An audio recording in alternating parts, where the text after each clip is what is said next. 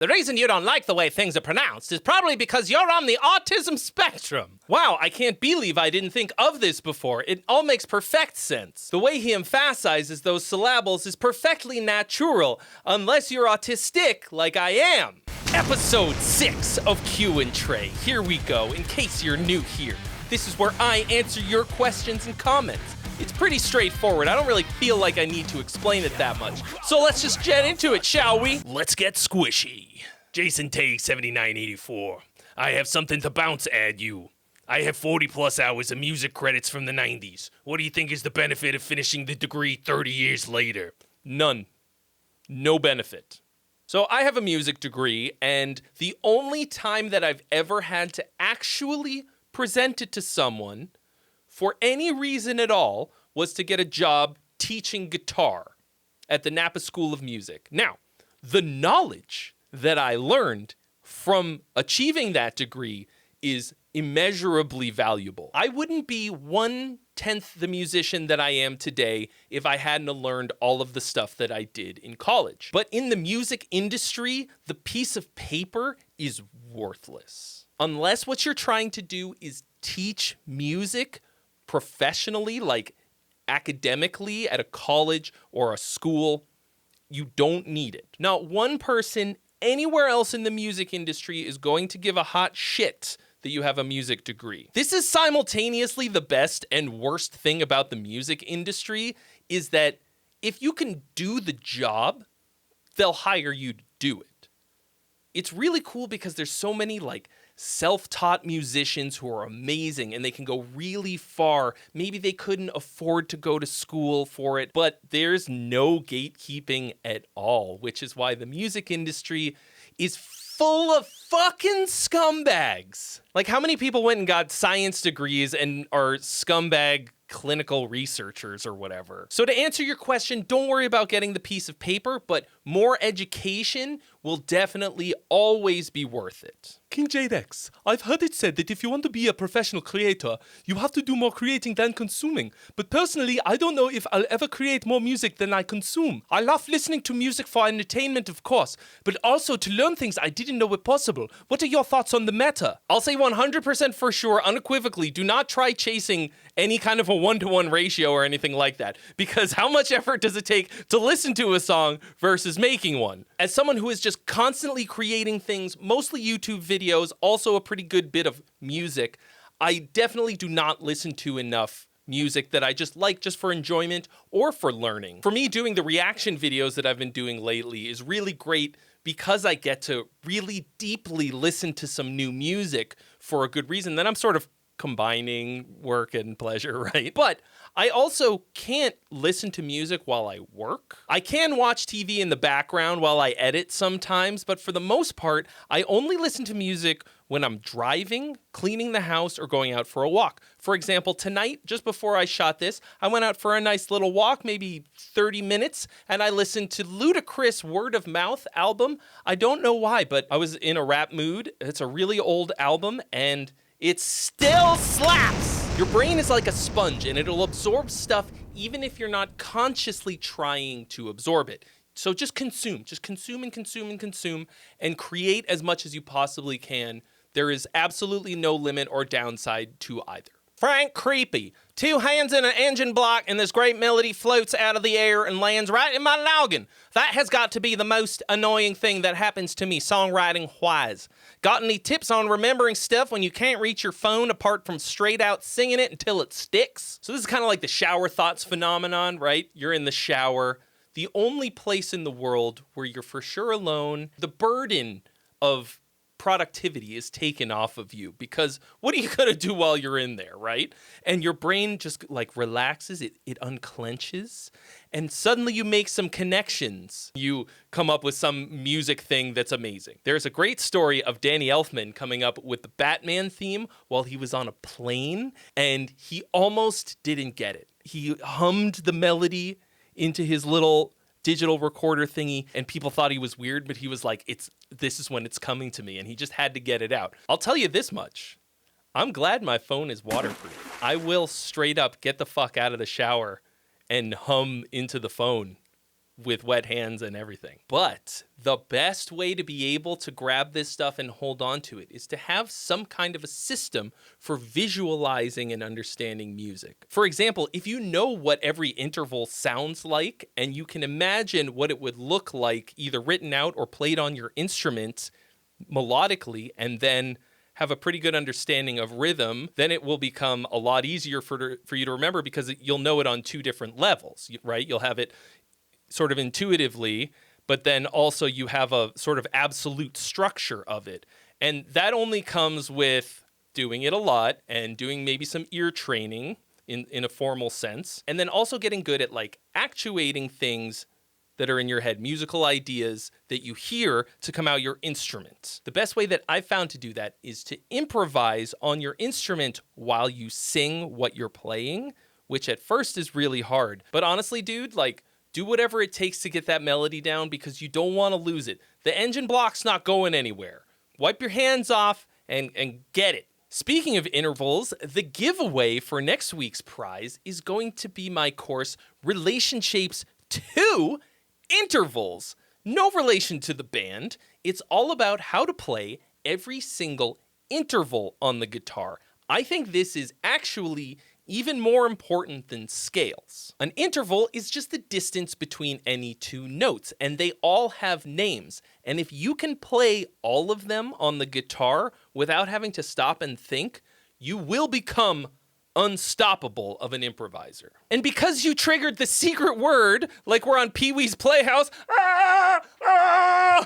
you are this week's winner, Frank Creepy. Not of Relationships Intervals, but of Relationships 1 that I said I was giving away last week. So don't forget to leave me something in the questions, comments, and concerns section, because next week you might be the winner. Lev Liversidge 4802. I haven't actually written a song before fully. Is it worth me joining the challenge? I really don't want to be embarrassed. So Lev is asking about whether he should participate in Roll for Song, which we are in fact doing tomorrow. I'm sure you all saw the video in question, and I also wanted to say thank you for all of the support that I got on that. I really appreciate it. And also, speaking of scumbags in the music industry, people who cheat at songwriting contests for no reason, but I decided that I wasn't gonna let one douchebag ruin it for everyone. As many of you commented and said basically the same thing. Don't let one shitbag ruin it. So, I'm not going to. Tomorrow, we will roll for song. Putting yourself out there and potentially being embarrassed is the number one hurdle to being an artist or a musician. That just comes with the territory. There is no way around it. As anyone who has participated in Roll for Song will, I hope, reinforce this in the comments section, this is a great place to send something in. It's not like the old song contests with the gong and where I was a bit rough. It's a bit more laid back, and also because I write a song in the same amount of time that you guys do, I understand how much harder it is. It's just whatever you can get down in 3 hours. And if nothing else, you will complete something. You will finish it. So I think that you should, definitely. But either way, I highly recommend that you come and at least hang out and watch. I'll put the link to that right here, and also it will be on my Twitch. I'll put the link to that in the description. BBWOS666, gayer than a back of dicks. What is a back of dicks? Oh, that's the thing I do with your dad. The Mr. Twister. A few years ago, I submitted a song for review. I recorded it the day I got out of a week-long hospital stay. Song was awful. I had no business making anything right then. What I appreciated was you didn't treat me with kid gloves. You've told me exactly what you didn't think worked and why. I've taken the advice and improved. I still suck, but I can hear that I suck a little less. Thanks, Trey. You're welcome. Couple of things. Number one, I think that after traumatic or intense experiences is a great time to write music. I wrote something pretty fresh off of the whole AI cheater incident that was just absolutely full of rage, and I think it actually came out pretty fucking good. Depending on a great number of factors, I wouldn't necessarily record during that state. Like, just get the idea down and then record it later when you're feeling better or something like that. But I don't think you'll ever be able to capture the raw emotion of that state as well as when it's really fresh. And then like earlier I was talking about my musical education, and I think that's one of the many factors that makes the Friday stream here so valuable for people. In case any of you have never been to the Friday stream, we do it once a week on Fridays at 2 p.m. PST right here on the channel and also on Twitch. And people send in songs and I critique them. And the reason that I think I'm so good at it is a few of these factors. Number one, I know what I'm talking about musically because of the aforementioned musical education and also everything that I've done since then, but also because I'm very honest, because I don't care about your feelings at all, sorry, and because I have the perspective of someone who has worked in the music industry on a couple of different levels. And really, I think it's incredibly difficult to get good, knowledgeable, honest musical feedback from almost anywhere, right? Your girlfriend probably isn't going to tell you that your song sucks if it sucks, and even if she did, I don't know that she'd be able to tell you why. Your mom is going to love whatever it is that you do, even if it's like a macaroni glued to a piece of paper equivalent of music. So if you're looking for knowledgeable, honest feedback from somebody who knows what they're talking about, you should definitely bring your songs to the Friday stream. We do it every week. And now it's time for Q for Your A, where I ask you a question and you answer it in the comments section. Today's question is related to the music education question from earlier, and that is, how did you learn music? Did you take private lessons? Did you learn it in school? Did you go to college for it? Do you have a degree? Did you learn from YouTube or some other form of internet education? I want to know. We had some really great answers to last week's Q for Your A, which was, what was the song that made you want to learn music? So I'm going to take a look at a couple of those. TM8 official. Hammerfall, The Dragon Lies Bleeding. No story, just so fucking awesome. That was one of the very first power metal songs I ever heard, and I fucking love that song. I got to see them play it on 70K this year. I don't really like the rest of Hammerfall's catalog, but that song is like top 5 power metal songs. Wisniewski, The Kids Aren't All Right by The Offspring. I love The Offspring.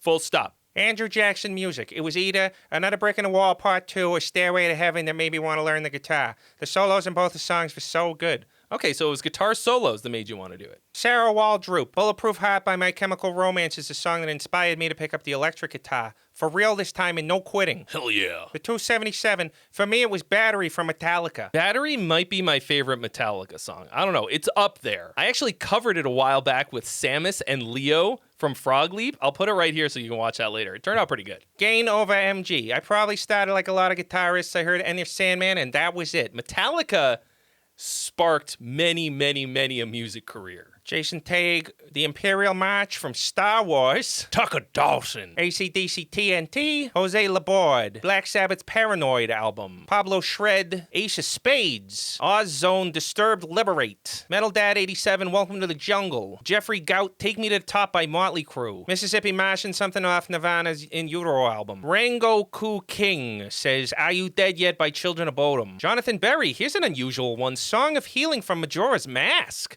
Koji Kondo is the king. M. D'Afonso, Led Zeppelin's Black Dog. I don't really like Led Zeppelin in general, but I really enjoy playing the Black Dog riff. Robert Vick, the melody guitar in the song Main Street by Bob Seger. No 1 Hey Joe, Jimi Hendrix. That was one that I learned pretty early on. These are all great answers, and the reason that I asked what song it is that made you want to play is because whenever I write music, I always try to reconnect with that feeling of discovery, that moment that made you go like, I want to do that. I want to be able to do that. So once again, thank you all for your support on the AI video. We are going to go ahead with the contest stream tomorrow. I have a couple things in place to hopefully prevent that kind of thing from happening again, but either way, we're going to do it and we're not going to let the assholes win. So please come and hang out tomorrow as we roll for song 1 p.m. PST, both right here on the channel. I will put the stream right here. And then also on Twitch, you can Find the link to that in the description. Congratulations to the winner of my Relation Shapes course. If you want to learn every scale on the guitar in 60 minutes, you can get that at the link in the description as well. Don't forget to leave me something in the comments, questions, and concerns section below, because next week I'm going to be giving away Relation Shapes 2 Electric Boogaloo Intervals. Stay squishy, and I'll see you tomorrow.